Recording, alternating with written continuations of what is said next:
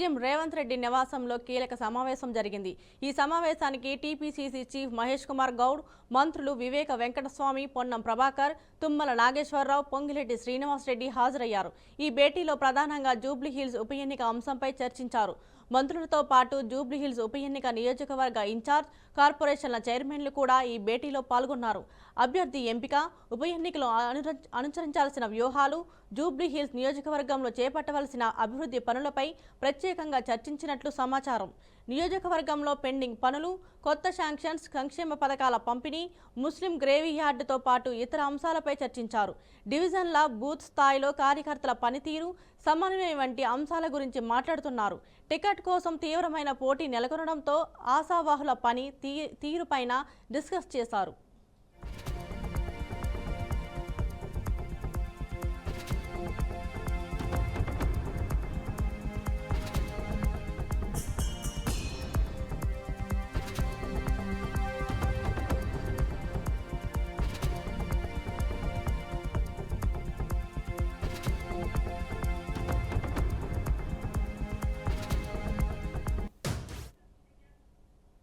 జూబ్లీహిల్స్ నివాసంలో సీఎం రేవంత్ రెడ్డిని ఆదివారం హర్యానా మాజీ గవర్నర్ బండారు దత్తాత్రేయ మర్యాదపూర్వకంగా కలిశారు. అక్టోబర్ 3న హైదరాబాద్ నాంపల్లి ఎగ్జిబిషన్ గ్రౌండ్లో జరిగే అలైబలే కార్యక్రమానికి సీఎం రేవంత్ రెడ్డిని దత్తాత్రేయ ఆహ్వానించారు. ఈ మేరకు సీఎంకు ఆహ్వాన పత్రికను ఆయన అందజేశారు. ఈ సందర్భంగా దత్తాత్రేయను సీఎం రేవంత్ రెడ్డి సాల్వా కప్పి సత్కరించారు. కాగా తెలంగాణ సంస్కృతి సాంప్రదాయాలకు ప్రతీకగా అలైబలే కార్యక్రమాన్ని బండారు దత్తాత్రేయ నిర్వహిస్తున్నారు. రాజకీయాలకు అతీతంగా అలైబలై వేడుకలు ప్రతి ఏడాది దసరా సమయంలో నిర్వహిస్తున్నారు. ఈ కార్యక్రమంలో ప్రతి ఏటా వివిధ రాజకీయ పార్టీల నాయకులు, ముఖ్యమంత్రులు, అధికారులు, సెలబ్రిటీలు, ప్రముఖులు పాల్గొంటారు. తెలంగాణ ఉద్యమ సమయంలో రాజకీయాలకు అతీతంగా నాయకులను ఒకే వేదిక మీదకు తీసుకురావాలనే ఉద్దేశంతో 2005లో అలైబలే కార్యక్రమాన్ని ప్రారంభించిన విషయం విదితమే.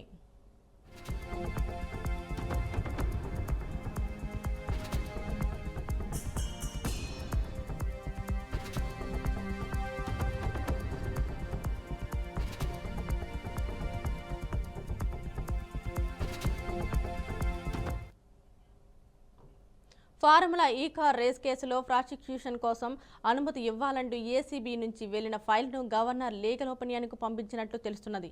న్యాయ సలహా మేరకు ప్రాసిక్యూషన్కు పర్మిషన్ ఇవ్వడమా లేదా అనే క్లారిటీ వస్తుందని రాజ్భవన్ వర్గాలు వెల్లడించాయి. ఫార్ములా ఈ కార్ రేస్ కేసులో క్విడ్ ఫ్రోకో జరిగిందని ఏసీబీ నిర్ణయానికి వచ్చింది. ఈ మేరకు పూర్తి ఆధారాలను సేకరించిన ఏసీబీ ప్రాసిక్యూషన్ కోసం అనుమతి ఇవ్వాలంటూ రాసిన లేఖను గవర్నర్ అనుమతి కోసం పంపింది. అయితే మంత్రులు తీసుకున్న విధానపరమైన నిర్ణయాల్లో అక్రమాలు జరిగితే విచారణ కోసం గవర్నర్ అనుమతి తీసుకోవాలి. అందుకే ఈ కేసులో కేటీఆర్ను విచారించే ముందు గవర్నర్ నుంచి పర్మిషన్ తీసుకున్న తర్వాతే ఏసీబీ ఆయన్ను 2 సార్లు విచారించింది. ఇప్పుడు ప్రాసిక్యూషన్ కోసం కూడా రాజ్భవన్ అనుమతి తీసుకోవాలి.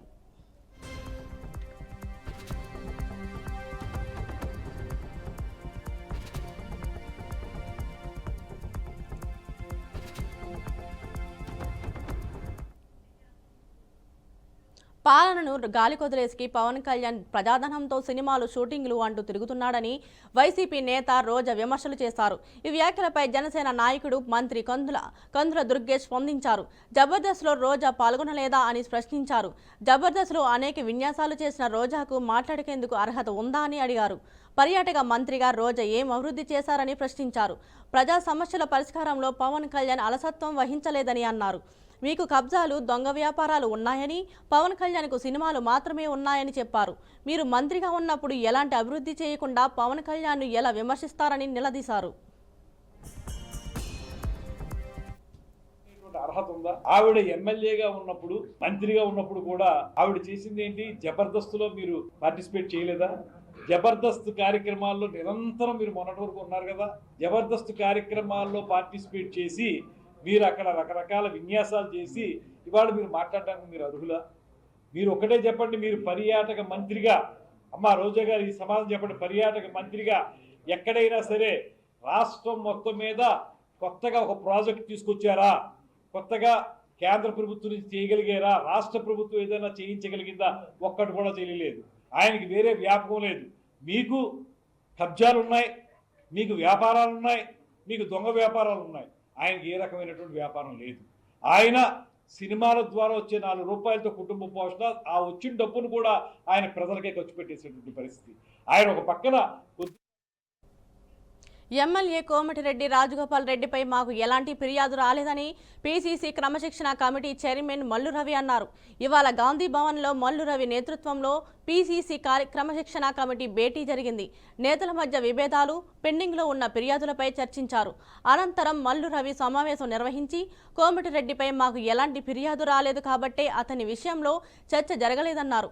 తమకు ఫిర్యాదు రావాలని లేదా పీసీసీ చీఫ్ అయినా చెప్పాలన్నారు. నేతల మధ్య విభేదాలపై స్పందిస్తూ స్థానిక ఎన్నికలు వస్తున్నాయని అందరూ సమన్వయం పాటించాలన్నారు. ఏదైనా ఇబ్బందులు ఉంటే మాకు పీసీసీకి ఫిర్యాదు చేయాలని మల్లు రవి సూచించారు. కంప్లైంట్ చేయటం జరిగింది. ఆ కంప్లైంట్ మీద ఈరోజు గజ్వేల్ నర్సారెడ్డి గారిని గాంధీ భవన్కు పిలిచి వారికి షోకాజ్ నోటీస్ ఇచ్చి వారం రోజుల్లో దాని మీద రిప్లై ఇవ్వాలని కోరటం జరిగింది. ఆ రిప్లై ఇచ్చిన తర్వాత కంప్లైంట్ ఇచ్చిన వాళ్ళని కూడా పిలిచి తర్వాత వీరిని కూడా పిలిచి ఏ రకమైన చర్యలు తీసుకోవాలో నిర్ణయం చేయటం జరుగుతుంది. అదే రకంగా నిన్న మొన్న పిసిసి అధ్యక్షుడు గారు మా శ్యామ్మోహన్ వైస్ చైర్మన్ గారిని పిలిచి అక్కడ సిద్దిపేటలో పోటీ చేసినటువంటి అభ్యర్థి పూజల హరికృష్ణ గారి మీద ఒక కంప్లైంట్ పిసిసి అధ్యక్షుడి దగ్గరికి వచ్చింది. దాన్ని మన శ్యామ్ గారికి ఇచ్చి డిసిప్లినరీ కమిటీలో మాట్లాడాలని చెప్పారు. దానికి కూడా షోకాజ్ నోటీస్ పంపించి వారి ఎక్స్ప్లెనేషన్ వారం 10 రోజుల్లో తీసుకుని దాని రిప్లై వచ్చిన తర్వాత దాని మీద కూడా తదుపరి చర్యలు తీసుకోవడం జరుగుతుంది. ఇప్పుడు రాజగోపాల్ రెడ్డి కానీ లేకపోతే మీకు ఇంట్రెస్ట్ ఉన్న వేరే క్యాండిడేట్స్ గురించి కానీ పనిచేసేటటువంటి అవకాశం డిసిప్లినరీ కమిటీకి లేదు. డిసిప్లినరీ కమిటీకి కంప్లైంట్ రావాలా, అక్కడ వ్యక్తుల ద్వారా రావాలా, లేకపోతే పిసిసి అధ్యక్షుల ద్వారా రావాలి. నేను చెప్పింది రాసుకోండి, మీరు అడిగింది కదా. రాలేదు కాబట్టి మేము దాని మీద ఏం మాట్లాడలేదు. ఇప్పుడు చెప్తున్నాను కదా, ఈ సిద్దిపేటకు సంబంధించి పూజల హరికృష్ణ మీద కంప్లైంట్ వచ్చింది. మన పిసిసి అధ్యక్షుడి దగ్గరికి పిసిసి అధ్యక్షుడు మా వైస్ చైర్మన్ పిలిపించి ఇది కమిటీలో పెట్టి దీని మీద కావలసినటువంటి చర్యలు ఏమున్నాయో తీసుకోండి అని చెప్పారు. ఆ రకంగా చెప్తారు, అది ప్రొసీజరు. అది వచ్చినప్పుడు చేస్తాం. ఎవరు కాంగ్రెస్ పార్టీ మూల సిద్ధాంతాలకు వ్యతిరేకంగా ఎవరు మాట్లాడకూడదు అనేది మా ఆలోచన. డిసిప్లినరీ కమిటీ చైర్మన్గా రాష్ట్రంలో ఉన్నటువంటి కాంగ్రెస్ పార్టీ నాయకులు, అది గ్రామ స్థాయి నాయకులు కానీ, మండల స్థాయి కానీ, జిల్లా స్థాయి కానీ, రాష్ట్ర స్థాయి కానీ అందరూ కూడా సంయమనం పాటించండి. లోకల్ బాడీ ఎలక్షన్లు, పంచాయతీ ఎన్నికలు రాబోతున్నాయి. దీంట్లో కాంగ్రెస్ పార్టీ వాళ్ళంతా కలిసి పోటీ చేయాల్సిన అవసరం ఉంది. నిన్న మొన్న కాంగ్రెస్ పార్టీ ఎగ్జిక్యూటివ్ బాడీలో కాంగ్రెస్ పార్టీని వదిలిపెట్టిపోయిన కాంగ్రెస్ వాళ్ళందరినీ మళ్ళీ కాంగ్రెస్ పార్టీలోకి. ఖమ్మం జిల్లాలో మాజీ మంత్రి సత్యవతి రాథోడ్ మహబూబాబాద్ జిల్లా కురవి మండలంలోని గుంట్రాతి మడుగు రైతు వేదిక వద్ద యూరియా కోసం రైతుల మాదిరిగానే క్యూలో నిల్చున్నారు. ఈ ఘటన స్థానికంగా చర్చనీయంగా మారింది. ప్రస్తుతం రైతులకు యూరియా లభ్యతలో ఉన్న ఇబ్బందులను ఇది స్పష్టం చేస్తుందని పలువురు అభిప్రాయపడ్డారు. ఆమె మాజీ మంత్రి అయినప్పటికీ సామాన్య రైతులతో కలిసి యూరియా కోసం నిరీక్షించడంపై ప్రజల నుంచి ప్రశంసలు వ్యక్తమవుతున్నాయి.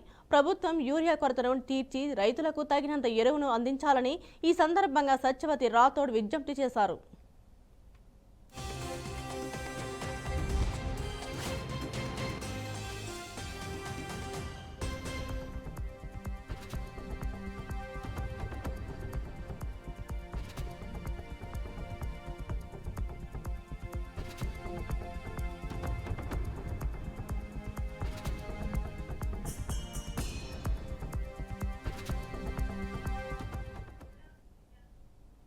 బీఆర్ఎస్ వర్కింగ్ ప్రెసిడెంట్ కేటీఆర్పై కాంగ్రెస్ ఎమ్మెల్సీ అద్దంకి దయాకర్ తీవ్ర స్థాయిలో విరుచుకుపడ్డారు. పార్టీ ఫిరాయింపులపై కేటీఆర్ చేసిన వ్యాఖ్యలకు ఒక వీడియో ప్రకటన ద్వారా గట్టిగా బదులిచ్చారు. బీఆర్ఎస్ అధికారంలో ఉన్నప్పుడు 10 ఏళ్లలో 39 మంది ఎమ్మెల్యేలను, ఇతర ప్రజాప్రతినిధులను చేర్చుకున్నారని, అప్పుడు కేటీఆర్ నైతికత ఏమైందని ఆయన గట్టిగా సూటిగా ప్రశ్నించారు. మీరు 39 మంది ఎమ్మెల్యేలు, 3 ఎంపీలు, 16 మంది ఎమ్మెల్సీలను బీఆర్ఎస్లో చేర్చుకున్నప్పుడు మీ మొహం ఎటుపోయింది అని దయాకర్ నిలదీశారు. అంతకు అంతకుముందు బీఆర్ఎస్ నుంచి కాంగ్రెస్లో చేరిన ఎమ్మెల్యేల పరిస్థితి దయానీయంగా ఉందని, అభివృద్ధి పేరుతో వారు ప్రజలను మోసం చేస్తున్నారని కేటీఆర్ విమర్శించారు. ఈ ఆరోపణల నేపథ్యంలో అద్దంకి దయాకర్ స్పందించారు. ముఖ్యమంత్రి రేవంత్ రెడ్డి ఒక మగాడని, దమ్మున్న నాయకుడు కాబట్టే బీఆర్ఎస్ను ఎన్నికల్లో ఓడించి కేసీఆర్ను ఫామ్ హౌస్కు పంపించారని ఆయన ఘాటుగా వ్యాఖ్యానించారు. ప్రతినాయకుడిగా కేసీఆర్, పార్టీ వర్కింగ్ ప్రెసిడెంట్గా కేటీఆర్ పూర్తిగా విఫలమయ్యారని దయాకర్ ఆరోపించారు. ఇప్పుడు అధికారంలో లేకపోవడంతో శుద్ధులు నీతులు చెబుతున్నారని ఎద్దేవా చేశారు. ఇలాంటి మాటలు మాట్లాడితే తెలంగాణ ప్రజలు మిమ్మల్ని ఏమాత్రం పట్టించుకోరని ఆయన హితవు పలికారు. ప్రజల మద్దతుతో అధికారంలోకి వచ్చిన కాంగ్రెస్ ప్రభుత్వాన్ని విమర్శించే నైతిక హక్కు బీఆర్ఎస్ నేతలకు లేదని దయాకర్ స్పష్టం చేశారు. కేటీఆర్ గద్వాల సభలో మాట్లాడుతున్న తీరు చూస్తే కనీసం వాళ్ళకు సిగ్గనిపించలేని పరిస్థితి. 39 మంది ఎమ్మెల్యేలని, 3 ఎంపీలని, 16 మంది పైచిలుకు ఎమ్మెల్సీలను, వివిధ పార్టీలకు సంబంధించిన వాళ్ళను బీఆర్ఎస్లో చేర్చుకున్నప్పుడు ఎటుపోయింది మొహం? మాట్లాడితే దమ్ముంటే రాజీనామా చేయించు, మగతనం ఉంటే రాజీనామా చేయించు అంటున్న కేటీఆర్, మరి ఆ రోజు మీకు మగతనం దమ్ము లేకుండానా ఇంతమందిని జాయిన్ చేసుకున్న రోజు? మేము 10 మంది వాళ్ళను ఎమ్మెల్యేలను రాజీనామా చేయించేంత వరకు అమరణ దీక్ష చేస్తా అంటే, ఇక అమరణ దీక్ష అంటే ఇక నువ్వే చేయాలి. ఎందుకంటే గతంలో కేసీఆర్ గారు ఎట్లా అమరణ దీక్ష చేసిందో గట్టనే ఉంటుంది ఏమో నీది కూడా. కానీ హైకోర్టుకు పోయినావు, సుప్రీంకోర్టుకు పోయినావు, సుప్రీంకోర్టు ఒక రూలింగ్ ఇచ్చింది, అది స్పీకర్ దాని మీద చర్చ చేస్తున్నాడు. అయినా కూడా ఈ రెచ్చగొట్టే ధోరణి ఎందుకు అని అంటే, ఇవాళ మీ అస్తిత్వం పోతుంది కాబట్టి. తెలంగాణలో కనుమరుగవుతున్న బీఆర్ఎస్ పార్టీకి నేను నాయకుడిని అనుకుంటే అది నీ భ్రమ. కానీ ఇలా తెలంగాణలో మీ పార్టీ పరిస్థితి ఎంత ఘోరంగా ఉందో కనీసం తెలుసుకోరు. మాట్లాడితే ఈరోజు మీ మాటలన్నీ కూడా తెలంగాణ ప్రజలను రెచ్చగొట్టే విధంగా ఉన్నది తప్పితే, ప్రతిపక్షంగా మీ నాయన ఫెయిల్యూర్ అయినరు, ఇలా బీఆర్ఎస్ పార్టీ నాయకుడిగా నువ్వు ఫెయిల్యూర్ అవుతున్నావు. ఇంకొక వైపు హరీష్ రావు పార్టీ నుంచి వెళ్ళగొట్టిన తర్వాత కవిత చేసిన ప్రశ్నల దగ్గర మీకు దగ్గర సమాధానమే లేదు. కానీ తొడగొట్టి మగతనం గురించి మాట్లాడితే, ఇలా మగాడు కాబట్టి రేవంత్ రెడ్డి గారు ఇలా మిమ్మల్ని ఓడగొట్టి ఫామ్ హౌస్లో ఒకరిని, బజార్లలో ఒకరిని, ఇలా పార్టీలే లేకుండా మీకు మీరే దిక్కు లేని వాళ్ళైన పరిస్థితి మీకు ఆలోచించుకుంటే మంచిది. కాబట్టి ఇలా మీరు శుద్ధపూస మాటలు మాట్లాడితే, ఇంకేదో మేమేదో నీతిమంతులం అనే మాట మాట్లాడితే తెలంగాణ సమాజం మిమ్మల్ని పట్టించుకోరనే అంశం మీకు తెలిస్తే మంచిది. అన్నిటికంటే ముఖ్యంగా తెలంగాణ సమాజాన్ని, తెలంగాణను వంచిన మిమ్మల్ని ప్రజలు ఎప్పుడూ సహించరనే విషయం గుర్తుంచుకుంటే మరీ మంచిదని చెప్పి తెలియజేస్తారు. కేటీఆర్ గద్వాల సభలో మాట్లాడుతున్న తీరు చూస్తే కనీసం వాళ్ళకు సిగ్గనిపించలేని పరిస్థితి. 39 మంది ఎమ్మెల్యేలని, 3 ఎంపీలని, 16 మంది పైచిలుకు ఎమ్మెల్సీలను, వివిధ పార్టీలకు సంబంధించిన వాళ్ళను బీఆర్ఎస్లో చేర్చుకున్నప్పుడు ఎటుపోయింది మొహం? మాట్లాడితే దమ్ముంటే రాజీనామా చేయించు, మగతనం ఉంటే రాజీనామా చేయించు అంటున్న కేటీఆర్, మరి ఆ రోజు మీకు మగతనం దమ్ము లేకుండానా ఇంతమందిని జాయిన్ చేసుకున్న రోజు? మేము 10 మంది వాళ్ళను ఎమ్మెల్యేలను రాజీనామా చేయించేంత వరకు అమరణ దీక్ష చేస్తా.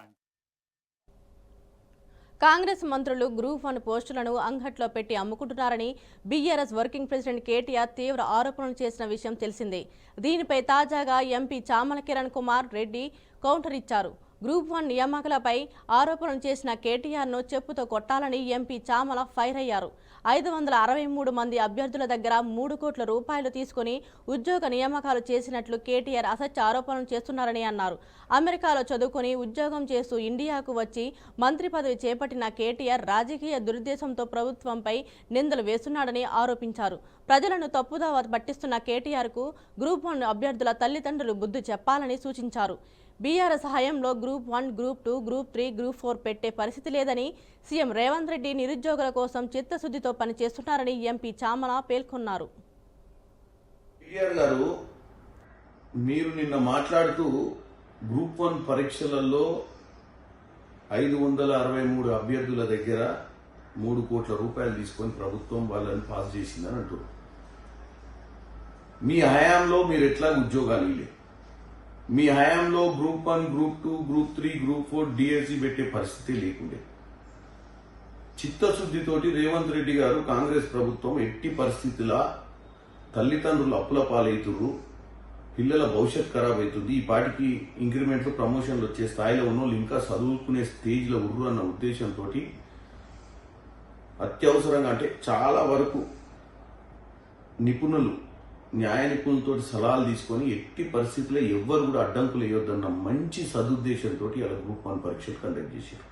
ప్రజల మీద నీకు ప్రేమ లేదు, అమెరికాలో చదువుకునే నువ్వు, ఉద్యోగం చేసుకునే నువ్వు ఇండియాకు వచ్చి ఈ స్థాయికి ఎదిగి మంత్రి పదవి అనుభవించింది ఇదే తెలంగాణ ప్రజల పుణ్యాన. వాళ్ళ పిల్లలకు 563 మంది ఉద్యోగాలు వస్తే ఆ తల్లిదండ్రులు అప్పుల పాలైన తల్లిదండ్రులు గోస అయినాల్సిన అవసరం ఉంది నువ్వు. ఇవాళ ఇది కాంగ్రెస్ పార్టీ, బీఆర్ఎస్ పార్టీ, అధికారంలో ఉన్న పార్టీ, అధికారం లేని పార్టీ సమస్య కాదు, మన బిడ్డల సమస్య. హైదరాబాద్లో ఇకపై రోడ్లపై ఖాళీ స్థలాల్లో చెత్త వేస్తే జైలుకు వెళ్లాల్సిందే. అవును, మీరు విన్నది నిజమే. రోడ్డుపై చెత్త వేస్తే ఏమవుతుందిలే అనుకుంటున్నారా? ఇకపై రోడ్లపై చెత్త వేసిన వారికి కేవలం జరిమానా మాత్రమే కాకుండా 8 రోజుల జైలు శిక్ష కూడా ఖాయమని అధికారులు హెచ్చరించారు.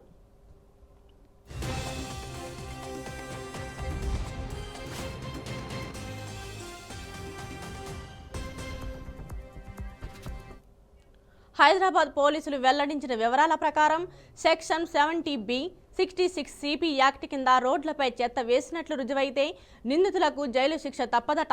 ఇప్పటి వరకు ఇలాంటి కేసుల్లో కేవలం జరిమానాలు విధించేవారు. అయితే ఇప్పుడు పరిస్థితులు మారాయి.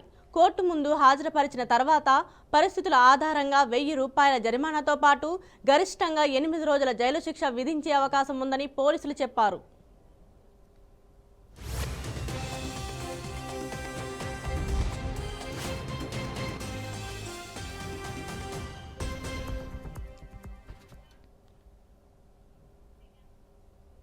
కూటమి ప్రభుత్వంపై ఎన్టీఆర్ జిల్లా వైసీపీ అధ్యక్షుడు దేవినేని అవినాష్ ఘాటు విమర్శలు చేశారు.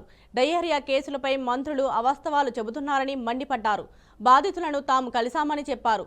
క్యాంపుల దగ్గర సరైన వైద్యం ఉండడం లేదని ఆగ్రహం వ్యక్తం చేశారు. సొంత డబ్బులతో బయటకు వెళ్లి వైద్యం చేయించుకుంటున్నారని అన్నారు. విజయవాడ అమ్మవారి ఉత్సవాలను ప్రపంచవ్యాప్తంగా తీసుకువెళ్తామని చెబుతున్నారు. మీరు ఉత్సవాలను గొప్పగా తీసుకువెళ్లాల్సిన అవసరం లేదు. గత 100 సంవత్సరాలుగా జరుగుతూనే ఉన్నాయని ఎద్దేవా చేశారు. ఆధ్వర్యంలో ఫ్యాక్ట్ ఫైండింగ్ కమిటీ ఏదైతే మా పార్టీకి సంబంధించిన మాజీ శాసనసభ్యులు డాక్టర్లైన జగన్మోహన్ రావు గారు, సత్తెనపల్లి ఇన్ఛార్జ్ అయిన డాక్టర్ సుధీర్ రెడ్డి గారు, మేయర్ రాయన భాగ్యలక్ష్మి గారు, మా డిప్యూటీ మేయర్స్ అయిన శైలజారెడ్డి గారు, బెల్లం దుర్గా గారు, రాష్ట్ర నాయకులైన మహేష్ గారు, ఆసిఫ్ గారు, అదేవిధంగా మా సెంట్రల్ నియోజకవర్గ కార్పొరేటర్స్ కానివ్వండి, నాయకులు కానివ్వండి, ప్రతి ఒక్కరం గారు ఈరోజు ఇంటింటికెళ్ళి గత 5 రోజులుగా ఏదైతే ప్రజానికం డయేరియాతో ఇబ్బంది పడుతున్నారో అవన్నీ గల ఆ ఒక ప్రజానికాన్ని కలుసుకుని నిజంగా చాలా ఆశ్చర్యం అనిపించింది. ఏదైతే ఒక పక్క మంత్రులు అన్నీ బాగున్నాయి, అంతా బాగుంది. సికింద్రాబాద్ పరిధిలోని బోయినపల్లిలో డ్రగ్స్ తయారీ కేంద్రంగా కొనసాగుతున్న మేధా హైస్కూల్పై విద్యాశాఖ ఉన్నతాధికారులు కొరడా జుబించారు. మేధా హైస్కూలును విద్యాశాఖ అధికారులు ఆదివారం సీజ్ చేశారు. బాల్నగర్ మండల విద్యాశాఖ అధికారి హరీష్ చంద్ర ఆదేశాలతో ఈ హైస్కూలును సీజ్ చేశారు. అంతేకాకుండా ఈ హైస్కూలుకు సంబంధించిన అన్ని అనుమతులను విద్యాశాఖ రద్దు చేసింది. మరోవైపు ఈ మేధా హైస్కూలును సోమవారం విద్యాశాఖ ఉన్నతాధికారులు పరిశీలించనున్నారు. అనంతరం ఈ హైస్కూలును శాశ్వతంగా మూసివేయనున్నారు. ఈ స్కూల్లో ప్రస్తుతం 130 మంది విద్యార్థులు విద్యను అభ్యసిస్తున్నారు. వారిని ఇతర స్కూలులో జాయిన్ చేసేందుకు విద్యాశాఖ అధికారులు వేగంగా ఏర్పాట్లు చేస్తున్నారు.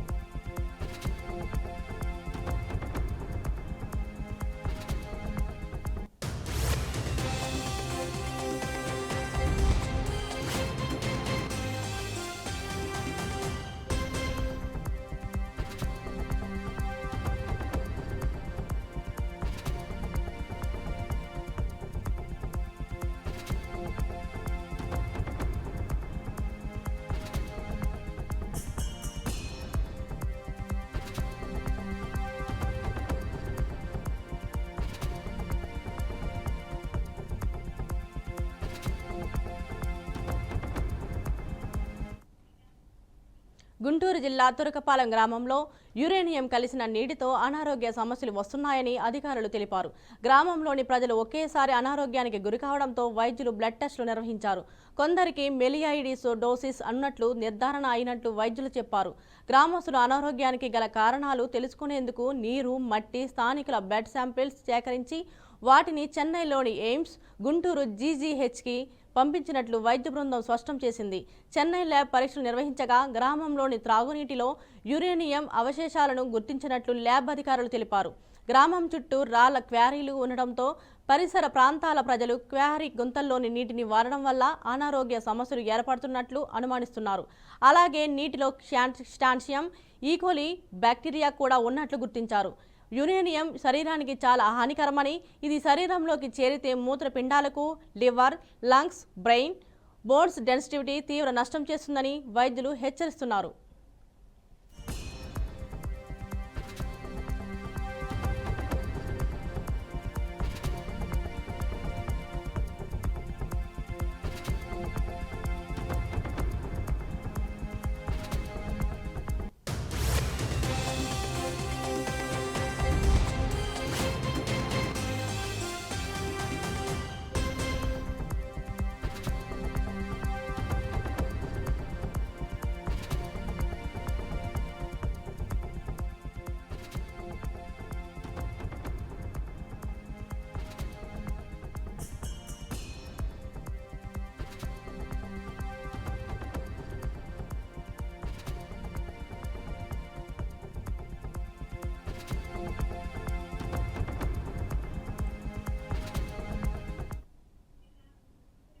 ఈశాన్య రాష్ట్రాల్లో పర్యటనలో భాగంగా ప్రధానమంత్రి నరేంద్ర మోదీ అస్సాంలో పర్యటించారు.